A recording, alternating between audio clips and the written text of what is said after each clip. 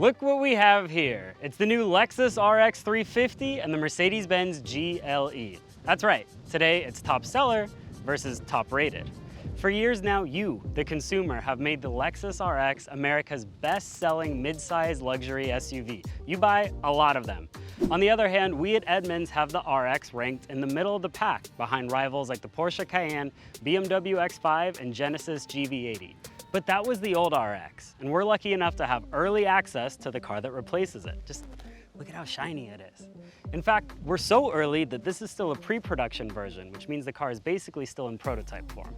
This RX is much more upscale than any ones that came before it. And there's also a new standard powertrain. But most importantly, Lexus took that old touchpad style infotainment system and they threw it right where it belongs, the garbage. So is this generation the car that finally unites popular opinion and our sometimes nitpicky editors? Let's find out. Before we start this test, do us a favor and give this video a like, and don't forget to subscribe to the Edmunds Cars YouTube channel. And if you want an instant cash offer on your car, head over to edmunds.com/sellmycar. The RX has been a sales Goliath for years now, and it's pretty easy to understand why. I mean, Lexus basically created the luxury crossover segment with the RX over 2 decades ago. And since that time, it's built up a solid reputation for quality, reliability, an affordable price tag, and strong resale value. This new model is very much a case of if it ain't broke, you'll probably sell a million more of them. The RX is now 4-cylinder only, and there's going to be hybrid, plug-in hybrid, even a high-performance version. The RX is getting spicy, folks. The new Lexus RX starts at $48,550, including the destination charge, and that is for the entry-level front-wheel drive version. The car in our test is an all-wheel drive F-Sport version, which costs $57,750. Although it does cost more than before, the RX is still the bargain of the bunch in this segment. But don't forget about the GLE. This car was redesigned for the 2020 model year, and it still sits pretty here today.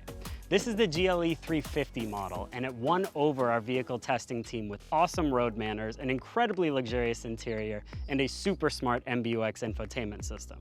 And at least for now, Mercedes will sell you this car with 4, 6, and even 8-cylinder engine options.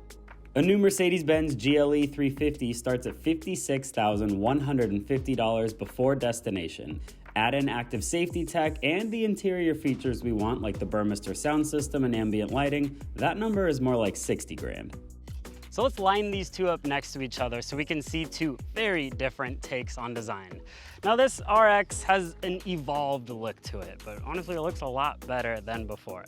That said, there is a giant spindle grille on the front of it because they had to make at least a few of you upset, right? I think I'm just used to it at this point. I have no more hot takes on the spindle grille. Other than this little blue right here, this body color matching actually does it some good, and it makes the nose on the RX a lot more prominent and strong. I love these swept back headlights that run into a much smoother body side that kind of just doesn't have too much fuss going on. The same can be said about those 21-inch dark gray wheels too. But honestly, the best stuff is at the back. That single bar taillight looks very nice, and the actual detailing in the light is super elegant.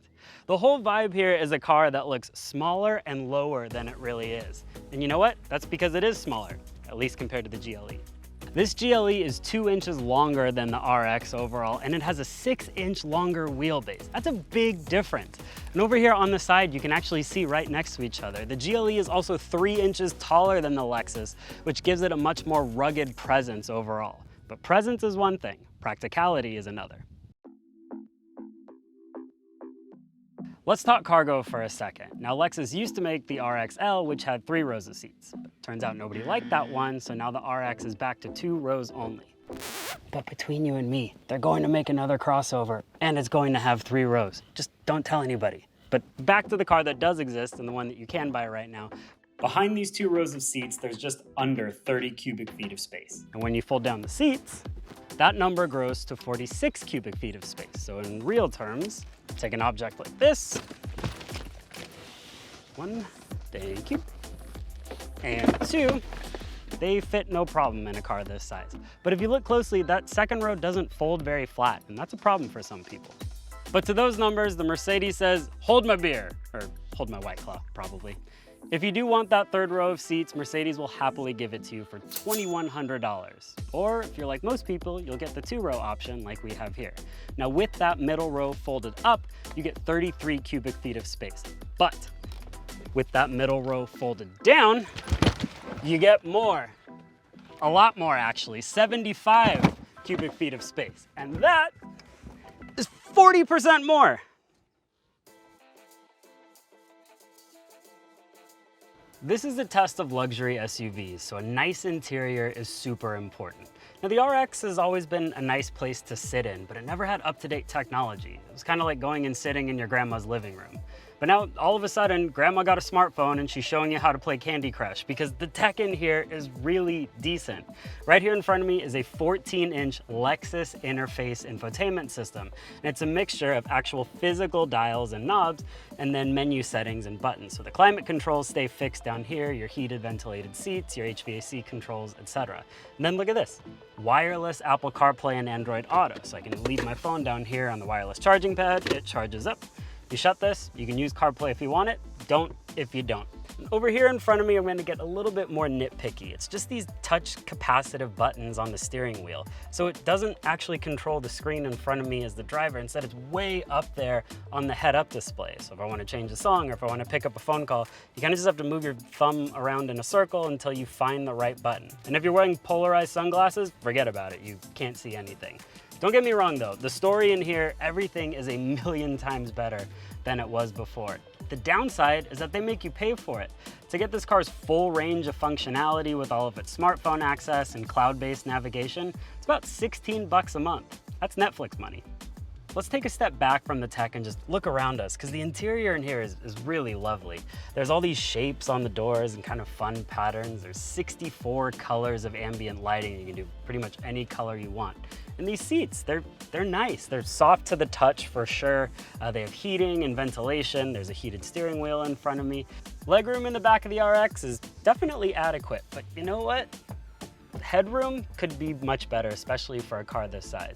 But both passengers back here do get a place to plug in their phone, and there's this nice panoramic sunroof to let in a bunch of light. But then we get to the saga of the door handles, or buttons, I should say. All you have to do is push it right here, and you can get out. But I feel like people's inclination is to look for a handle, and the handle is not there. Good luck if you're using this car for an Uber. Stupid space car, get me out! The buttons Get me out! to get out of this car are very hard to find. Get me out!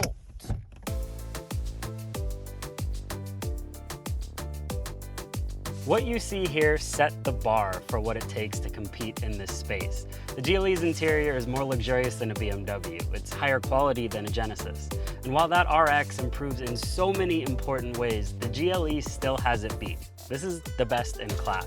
I love this gorgeous matte wood trim that spans across the entire dash and these really neat Burmester speaker grills that kind of just look like the world's fanciest cheese grater.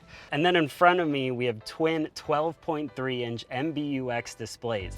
And they're actually integrated into the dash. It was designed like they're supposed to be there. It's not just two iPads stuck wherever the designers think they should go. You get two choices for interacting with the screen. You can either use this little touchpad that works well, or you can actually touch the screen if you want. You do get Apple CarPlay and Android Auto functionality, but they're wired connections, not wireless. The driver's display actually has a surprising amount of functionality. You can hit this home button right here. You can put your navigation, what song you're listening to. And if you scroll over all the way to the right, you can even change the design of the way the gauge cluster looks, from classic to sport to progressive. The car I'm sitting in right now is a little light on options, but Mercedes rolls out a huge menu of luxury features to pick from. Massaging seats? Yes. Perfume that comes out of the air vents? Definitely. Even augmented reality navigation. And every luxury car now has ambient lighting, but the Mercedes wrote the book on that. The story in the back seat is very similar to the cargo area. There's just a lot more space to work with. There's almost 4 inches more legroom than the RX. But let's make things fair. I complained about the door handles in the RX, so I found one thing that I don't like back here. If you can tell me what that shelf is good for holding, let me know in the comments, because the answer is not an iPhone.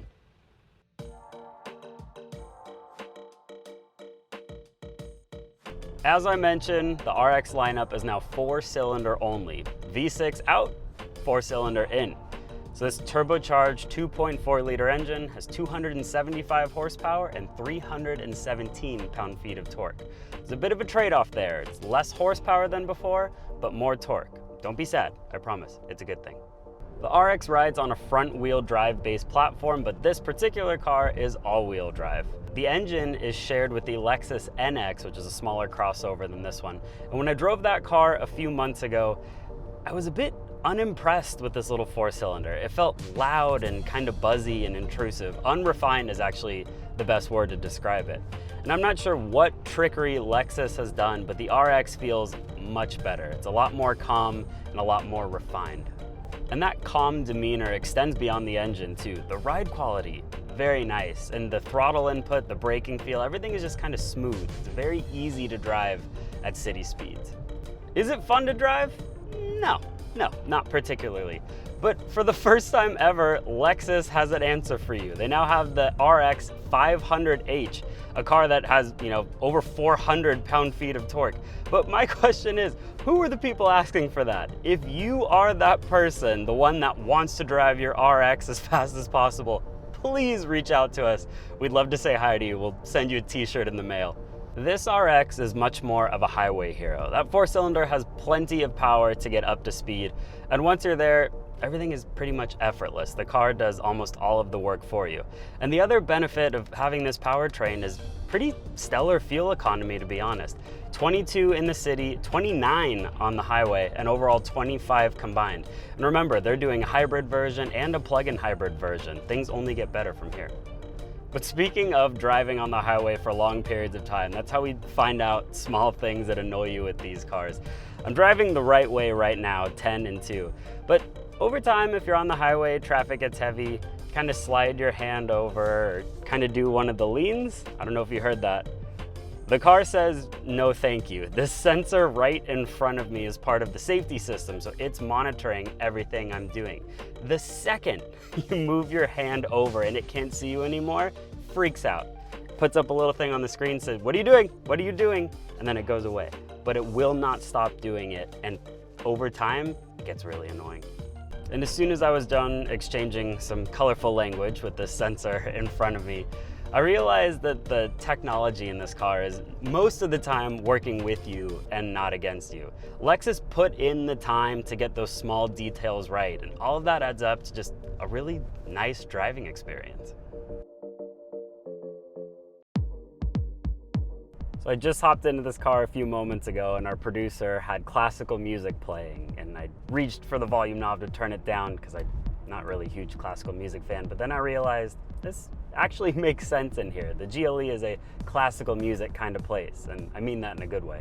All that I just said about the RX and how easy it is to drive and effortless at what it does, that's all true, but Mercedes just does everything across the board 10 to 20% better. The GLE rides on a rear-wheel drive-based platform, so it's just a touch more athletic in all of its movements. The way it carries itself on the road just feels a bit more sporty because of it. And we know that this chassis can handle a lot more than what the GLE 350 offers. I mean, there's a version of this car with over 600 horsepower. But this is not a 600 horsepower party. No, the GLE 350 has a turbocharged 2-liter 4-cylinder with 255 horsepower and 273 pound-feet of torque. On paper, that's less than the Lexus RX, but actually in practice, it feels punchier. I prefer this powertrain for city driving to the Lexus. It just downshifts a little bit smoother and you can access the power more easily. Really, the only spot where the Mercedes hurts you is in fuel economy. This does 19 city, 27 mpg on the highway, and 22 combined. So you're dropping 2 to 3 miles per gallon compared to the RX. This is a big SUV with a great ride quality, very quiet interior, and an upright driving position that lets me easily see everything in front of me with really no bad blind spots behind me. And at the end of the day, that's what people want when they're buying a car like this. On the road, the Mercedes just does luxury better. The GLE is at the top of our list for a reason. It's a fantastic luxury SUV with a spacious interior and long list of amenities to pick from. Credit where it's due, the Lexus RX has come a long way, but it just doesn't have what it takes to knock off the king. We look forward to getting our hands on a full production model in the future to see if that changes our mind. Thanks for watching. Now, somebody have the keys to the Benz?